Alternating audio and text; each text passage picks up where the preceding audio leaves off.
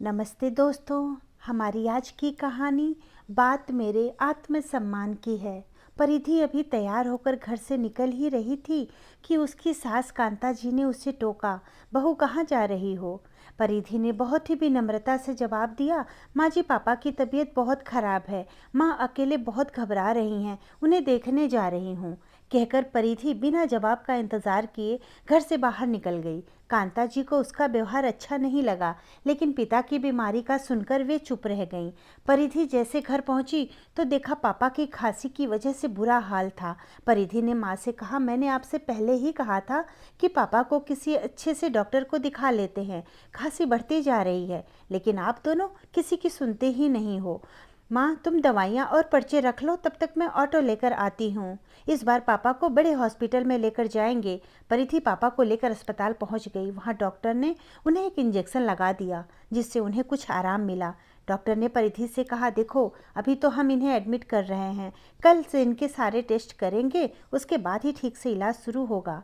परिधि ने पापा को एडमिट कराकर सारे फॉर्मेलिटी हॉस्पिटल की पूरी करके अपने घर पहुंची तो उसका पति अभिमन्यु उसकी राह देख रहा था। अभिमन्यु ने जाते ही परिधि से पूछा, कैसे हैं तुम्हारे पापा? तुम उन्हें देखने गई थी तो इतनी देर लगा दी। तुम्हें पता है ना, माँ से खाना नहीं बनता। आज सब भूखे बैठे हैं, कम से कम पापा की सोचती। उनको जल्दी खाना चाहिए होता है, जिससे वो अपनी दवाइयाँ टाइम पर ले सकें, लेकिन तुम अपने घर जाकर ही बैठ गई। अभिमन्यु की बातें सुनकर परिधि की आंखों से आंसू छलक उठे। उसने किसी तरह से अपने आप को संभालते हुए कहा, मेरे पापा की तबीयत बहुत ख़राब थी, उन्हें हॉस्पिटल में एडमिट करा कर आ रही हूँ। आप सब बैठिए, तुरंत मैं आप सबके लिए खाना बना देती हूँ। यह सुनकर अभिमन्यु का गुस्सा कुछ शांत हुआ। उसने कहा, नहीं रहने दो, खाना मैंने बाहर से ऑर्डर कर दिया है, तुम बस माँ के लिए 2 रोटियाँ सेक देना, वे बाहर का नहीं खाती। पहले तुम जाकर नहा लो, हॉस्पिटल से आई हो। परिधि को अभिमन्यु का उसकी केयर करना अच्छा लगा। वह जल्दी से नहाने चली गई। नहाकर उसने सासू माँ के लिए रोटियां सेक ली। फ्रिज में सुबह की सब्जी रखी थी तो उन्हें गर्म कर कर सासू माँ को खाना परोस दिया। काम तो वो सारे जल्दी जल्दी कर रही थी, पर उसका मन पापा की ओर लगा था। पता नहीं कैसे होंगे, वह फ़ोन करना चाह रही थी। सब काम जल्दी से निपटाकर वह छत पर चली गई। वहाँ उसने माँ को फ़ोन लगाया, माँ कैसी तबीयत है पापा की?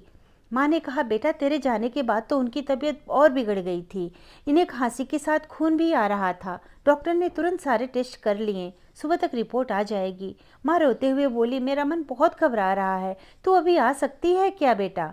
परिधि ने कहा, ठीक है माँ, मैं आती हूँ। तभी माँ ने तुरंत कहा, अरे मेरा दिमाग तो काम ही नहीं कर रहा है, तू इतनी रात को कैसे आएगी? ऐसा कर बेटा, तू सुबह आ जाना और एक काम कर देना, मेरे पास चेकबुक है, सुबह 10,000 रुपये जमा कराने हैं, तभी इलाज शुरू होगा। तुम मेरे से चेक लेकर बैंक से पैसे निकाल कर यहाँ जमा करा देना। परिधि थोड़ी देर बाद बात करके नीचे आ गई।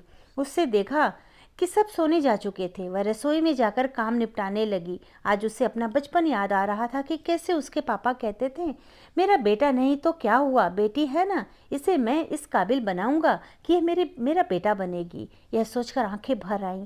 आज अपने आप को कितना लाचार महसूस कर रही थी। काश वह लड़का होती तो कम से कम इस समय अपने पापा का ख्याल तो रख सकती, अपने माँ का सहारा बन पाती। किसी तरह काम निपटाकर वह सोने चली गई, लेकिन आंखों में नींद कहाँ थी। उसने देखा अभिमन्यु गहरी नींद में सो रहे थे।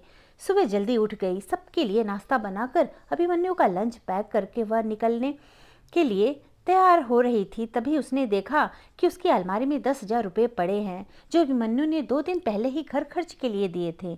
परिधि ने कुछ सोचकर पैसे पर्स में रख ली और हॉस्पिटल पहुंच गई। वहां उसने पैसे जमा करा दिए। पैसा जमा करके पापा के पास पहुंची तो देखा पापा कुछ ठीक लग रहे हैं। वे परिधि को देखकर मुस्कुरा दिए। तभी माँ ने कहा, बेटा ये चेक ले जा, बैंक से पैसे निकाल कर जमा करा दे, तभी रिपोर्ट मिलेगी।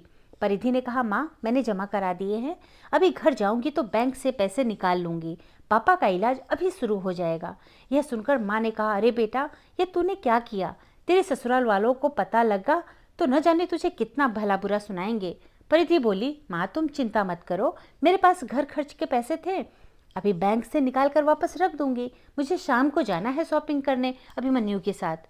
परिधि कुछ देर वहां रुककर आश्वस्त होकर बैंक जाने के लिए निकल गई। बैंक पहुंचकर बाहर गार्ड से उसने पूछा, भैया आज बैंक बंद है क्या? गार्ड ने कहा, बहन जी आज शनिवार को दोपहर तक ही बैंक खुला रहता है और कल रविवार है। अब तो 2 दिन बाद बैंक सोमवार को ही खुलेगा।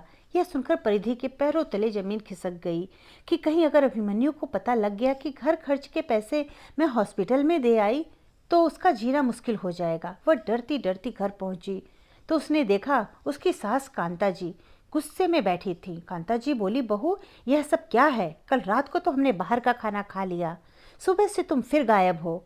अगर दोनों टाइम बाहर का खाना खाएंगे तो क्या तुम चाहती हो कि तुम्हारे ससुराल वाले भी उसी हॉस्पिटल में एडमिट हो जाए जिसमें तुम्हारे पापा एडमिट हैं?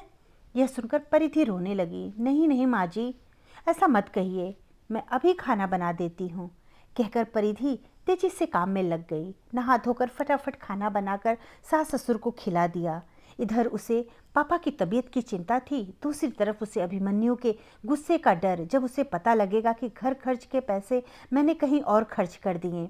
शाम को अभिमन्यु ने आते ही शॉपिंग पे चलने की बात कहा। परिधि ने उसे कमरे में ले जाकर सारी बात बता दी।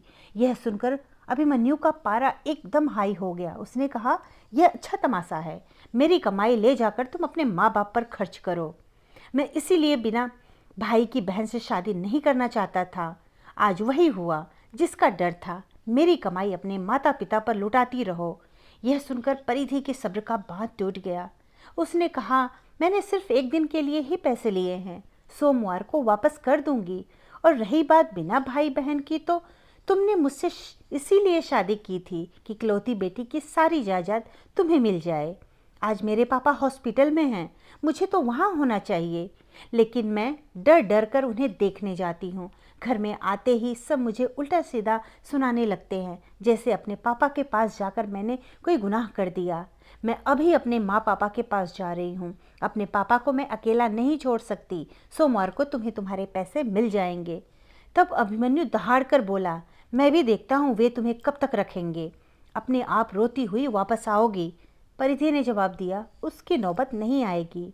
मेरे पापा ने मुझे इतना काबिल बना दिया है कि मैं अपना और अपने माँ बाप का पालन पोषण अच्छे से कर सकूं। इतना कहकर परिधि एक बैग में कपड़े भरकर मायके की ओर चल दी। ससुराल में उसे रोकने की किसी ने जरूरत नहीं समझी।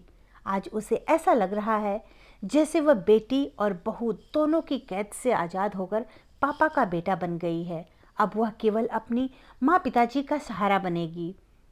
अपने घर पहुंचकर उसने बैग रखा और सीधा हॉस्पिटल पहुंच गई। माँ के पूछने पर उसने कुछ नहीं बताया। उसने कहा, चिंता मत करो, अभिमन्यु ने मुझे यहाँ रहकर पापा की देखभाल करने के लिए कहा है। यह सुनकर माँ और पापा बहुत खुश हुए। परिधि के दिमाग में एक ही बात चल रही थी, कैसे हैं मेरे ससुराल वाले और मेरा पति? 2 दिन हो गए पापा को हॉस्पिटल में आकर। अरे मिलना तो दूर, किसी ने हाल तक नहीं पूछा। अगले दिन पापा की रिपोर्ट आ गई, लंग्स में इन्फेक्शन था। अब उनका प्रॉपर ट्रीटमेंट स्टार्ट हो गया।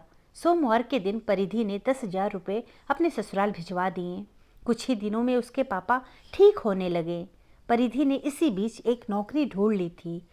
जब उसके पापा घर गए तो उसने सारी बात बता दी। पापा ने कहा, बेटा हम अपना ध्यान रख लेंगे, तुम अभिमन्यु से बात करके वापस लौट जाओ। परिधि बोली, पापा मैंने घर आपकी वजह से नहीं, अपने आत्मसम्मान के कारण छोड़ा है। आप ही बताइए पापा, मैं उन लोगों के साथ कैसे खुश रहूँगी?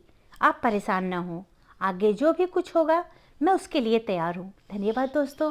कहानी अच्छी लगी तो लाइक और सब्सक्राइब ज़रूर करिए और अपने दोस्तों को शेयर भी ज़रूर करें।